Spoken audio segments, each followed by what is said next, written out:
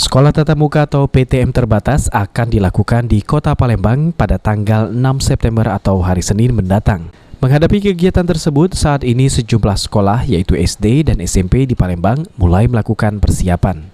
Di antaranya SD Negeri 109 yang berada di kawasan Sako, di mana sejumlah guru di sekolah tersebut sedang merapikan ruangan sekolah dan mengecek tempat mencuci tangan yang telah ada, guna menyambut siswa mereka yang akan melakukan PTM terbatas. Nantinya dalam PTM terbatas, pihak sekolah akan membagi beberapa sesi bagi para siswa agar tidak terjadi penumpukan ataupun kerumunan. Anak sendiri sudah kami bagi beberapa shift, jadi tidak ada tabrakan antara anak-anak yang masuk kelas, misalnya kelas 1 itu di hari Senin dengan kelas 6, dibagi jadwalnya sehingga tidak ada tabrakan, tidak bertemu.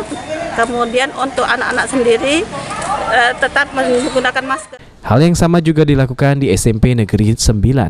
Para guru telah melakukan persiapan guna menyambut siswa mereka dalam menghadapi PTM terbatas pada hari Senin mendatang. Di setiap depan ruang kelas, pihak sekolah menyiapkan tempat cuci tangan bagi para siswa dan guru sebelum memasuki ruangan guna melakukan PTM.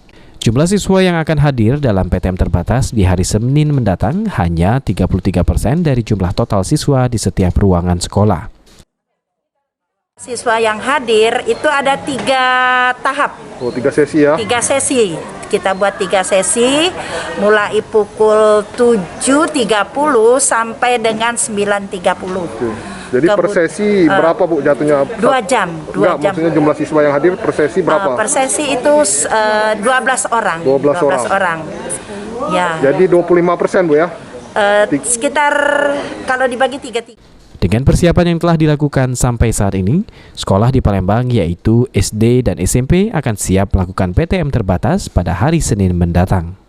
Firman Hidayat, PAL TV.